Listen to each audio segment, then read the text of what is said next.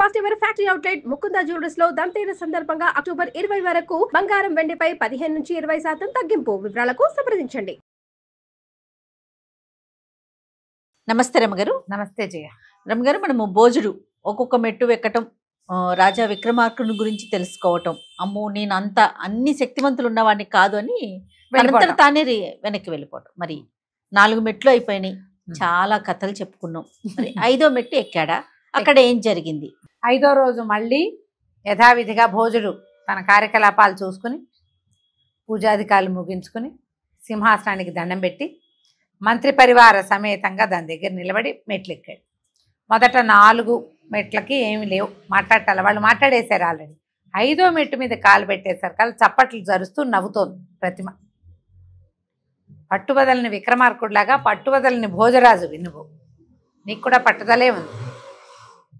విక్రమార్కుడు సామాన్యుడు కాదు. ఆయన ఒక రాజుగా, ఒక చక్రవర్తిగా, ఒక సార్వభౌముడుగా కాదు, అంతకు మించిన వాడిగా తెలుసుకోవాలి. ఆయన గురించి నీకు ఇంకొక విషయం చెప్తాను. అప్పుడు ఈ భోజుడు అడిగాడమ్మా, నువ్వెవరు, నీ పేరు ఏమిటంటే 5వ మెట్టు మీద ఉన్న సాలభంజిక పేరు మంత్ర మనోరమ. నా పేరు మంత్ర మనోరమ. ఈ విక్రమార్కుడి సంగతులు కొన్ని ప్రత్యేకమైన విషయాలు కూడా ఉన్నాయి ఈయన చరిత్రలో. ఆయన ఎంత సాహసో, ఎంత తెలివైన వాడో, ఎంత ప్లానింగ్ కలిగిన వాడో, సమయస్ఫూర్తి కలిగిన వాడో ఈ కథలో తెలుసుకుందు కానీ అని చెప్పి 6 నెలల రాజ్యపాలన కాలం అవగానే ఆయన భట్టి ఇద్దరూ కలిసి దేశాటనకి బయలుదేరారు. ఎప్పుడూ వెళ్ళని ఒక దిక్కుకి బయలుదేరారట. ఇద్దరు చేరుకో గుర్రం మీద ఉన్నారు. వెళ్తూ ఉంటే కాసేపటికి భట్టి అన్నట్ట, మహారాజా మనం అరణ్యంలో వెళ్తున్నాం. అరణ్యం అంటే డొంకదారులు ఉండద్దు, ఇదేమిటి ఏకంగా చక్కగా తయారు చేసిన దారిలాగా ఉంది. డొంకలు ఉంటాయి, ఇట్లా ఇట్లా చీలిపోయింది, చీలుగా లేదు, ఇది తయారీలో ఉన్న దారిగా ఉంది. వాళ్ళు తమ రాజ్యాలు దాటి వెళ్ళిపోయారు ముందుకు ఎక్కడికో. అదేలే.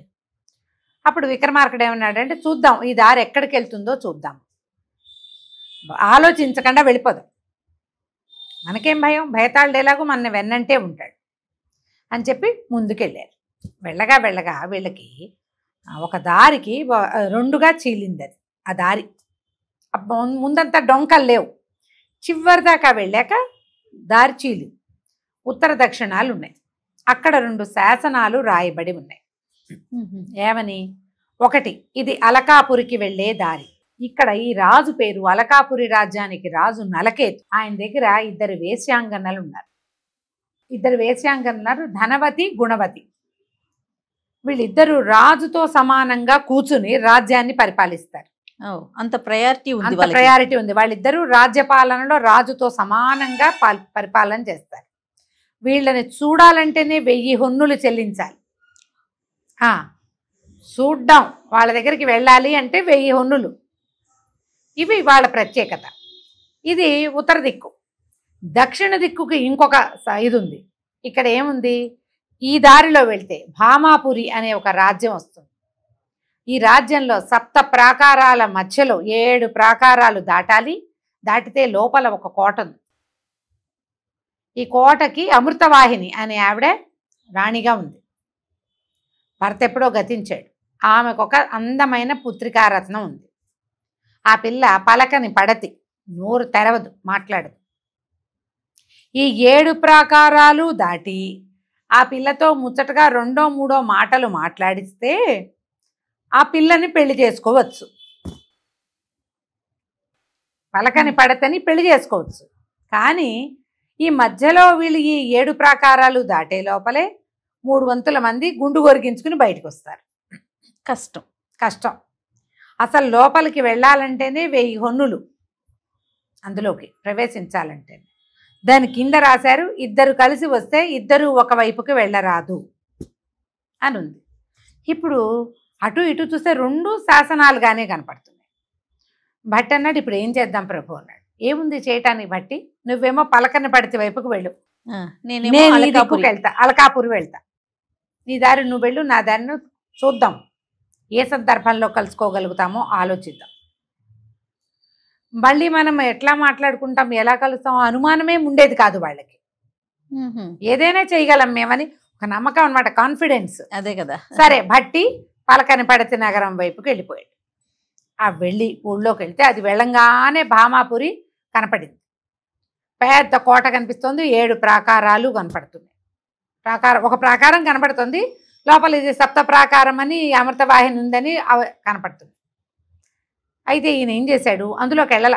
ఈ పలకన పడితే ఏమిటో చూడడం కాదు, ఒక పూటకోళ్ళ ఇంటికి వెళ్ళి ఆమె కొంచెం డబ్బిచ్చి శుభ్రంగా భోజనం చేసి ఇక్కడ విషయం కనుక్కోవాలి. మరి రాజుతోటి చేయించాలి ఇవన్నీ. అదే బట్టి తను మంత్రిగా ఉండి మంత్రిగానే యాక్ట్ చేసేవాడు.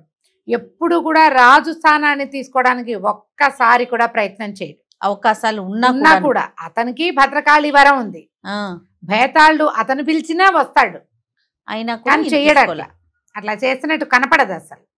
ఈ ఊళ్ళో ఉండి ఎవరెవరు రాజులు కుర్రాళ్ళు వాళ్ళు వీళ్ళు వచ్చి ఈ సప్త ప్రాకారాల్లోకి వెళ్తున్నారు, ఎట్లా గుళ్ళు కొట్టించుకొని వస్తున్నారు, ఏం జరుగుతోంది, అసలు ఈ అమ్మాయి సంగతి ఏమిటి అని కూపీలు తీస్తూ ఉండిపోయాడు. ఇక్కడ మన విక్రమార్కుడు ఈ 2వ దారిలోకి అలకాపురిలోకి వెళ్ళాడు.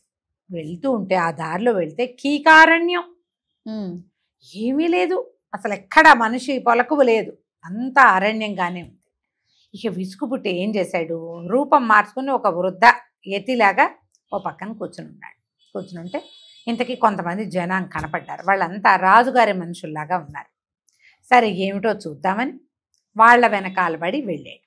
వాళ్ళతో పాటు వెళ్ళేసరికి అలా దారులు కనపడుతున్నాయి. ఒకటేమో ఆస్థానానికి వెళ్ళేది, ఒకటి ధనవతి ఇల్లు దారి, 2వది గుణవతి ఇంటి దారి. ఈయన ఏం చేశాడు, ఈ వృద్ధ యతిగా ఉన్నాడు కదా, చల్లగా ముందు ధనవతి ఇంటికి వెళ్ళాడు. వాకిట్లో ఆ వాకిళ్లలో గంటలున్నాయి. గంట కొట్టేసరికల్లా లోపల నుంచి 2-3 చెలికత్తెలు బయటకు వచ్చారు. ఈయనెవరో వృద్ధ తాపసి యతి, వృద్ధుడు.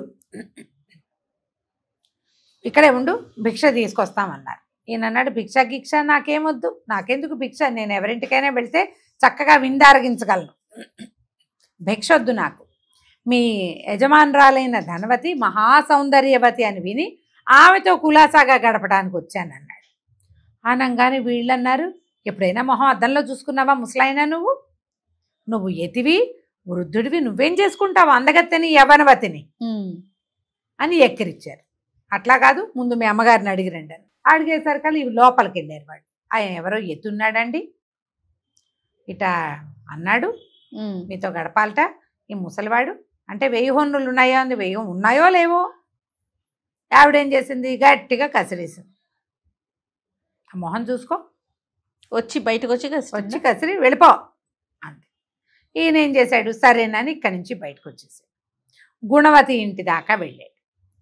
గంట కొట్టేసరికల్లా ఆవిడే బయటకు వచ్చేసరికల్లా, అయ్యా నమస్కారం అండి చెప్పండి అనేసరికల్లా, అబ్బో నీ పేరు ఎంత విన్నానో, నీ సౌందర్యం చూస్తే ఇంకా అసలు మైమర్చిపోయేలాగా ఉన్నావు, నీతో కొంతకాలం కులాసాగా కాలక్షేపం చేయటానికి వచ్చాను అనగానే ఈవిడ, అంతకంటేనా స్వామి రండి అని ఆయన చేయిపుచ్చుకో.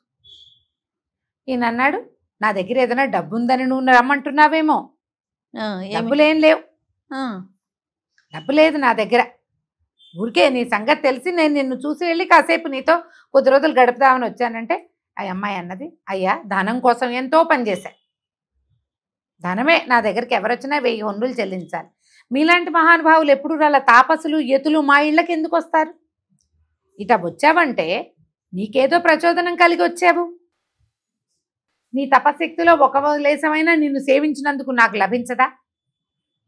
పుణ్యం లభిస్తుంది, తాపసుల్ని పెద్దవారిని సేవిస్తే పుణ్యం లభిస్తుంది. అది ఏ రకమైన సేవ, నేను చేయగలిగే ఏ సేవ అయినా నాకు ఓకే అని చెప్పి ఆయన కాళ్ళు గడిగించి రెక్కపుచ్చుకుని లోపల తీసుకుపోయి ఆయన హాయిగా కులాసాగా ఉండటం మొదలుపెట్టాడు. ఒక పూట గడిచాక, ఒక పూట ఈ ధనవతికి ఇది పొద్దున వ్యవహారం, సాయంకాలం 4, 5 అయ్యేసరికల్లా ఆయన ఎవరో వృద్ధ తాపసి వచ్చాడు.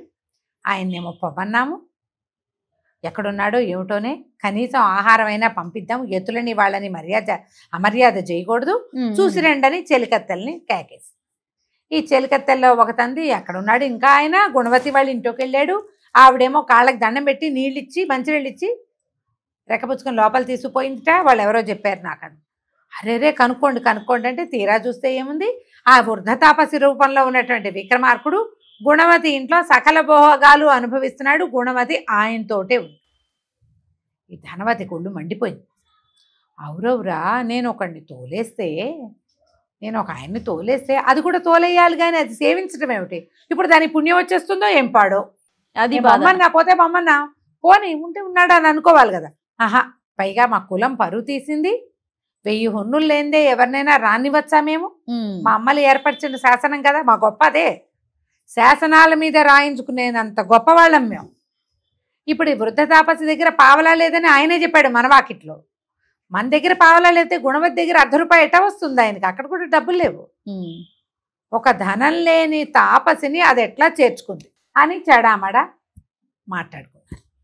మాట్లాడేసుకున్నాక రేపొద్దున రాజుగారి దగ్గర దీని పరువు తీస్తాను నేను అని చెప్పి మర్నాడు కొలువులో కూర్చున్నారు. రాజుగారు పెద్ద సింహాసనం మీద కూర్చుంటే 2 చిన్న సింహాసనాల మీద ఈ ఆడవాళ్ళిద్దరు కాళ్ళు పైకి మడుచుకుని రాణిలాగా కూర్చుంటారు.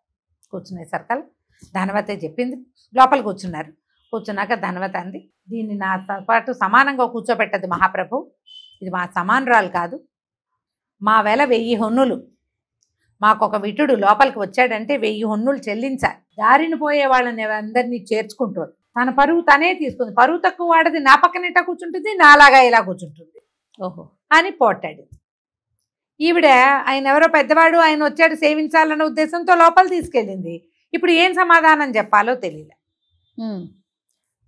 తెలియకపోయేసరికల్లా కొంచెం గుక్కిళ్ళు మింగుతూ ఊరుకుంటే ధనవతి ఊరుకోకుండా ఏమన్నది, ఇలాంటి పొరపాటు చేసినందుకు 1,00,000 హొన్నులు చెల్లించమనండి రాజ్యానికి. తనని తను ఇక్కడ నిలబెట్టుకుని తను రాజుగారి స్థానంతో సమానంగా కూర్చోవాలంటే ధనం కావాలి. 1,00,000 రూపాయలు కట్టాక కూర్చోవచ్చు అనగానే ఏం చేయాలి? 1,00,000 ఎక్కడి నుంచి తెస్తాం? ఏదో ఉంది, 1,00,000 కట్టేసి ఇక్కడ ఏం ఉండదు మన దగ్గర. ఇప్పుడు బిక్కమొహం వేసుకుని సభ అయిపోయాక ఇంటికి వచ్చింది. ఈయన విక్రమార్కుడు చక్క కులాసాగా ఏదో ద్రాక్షారసభం సేవిస్తున్నాడు.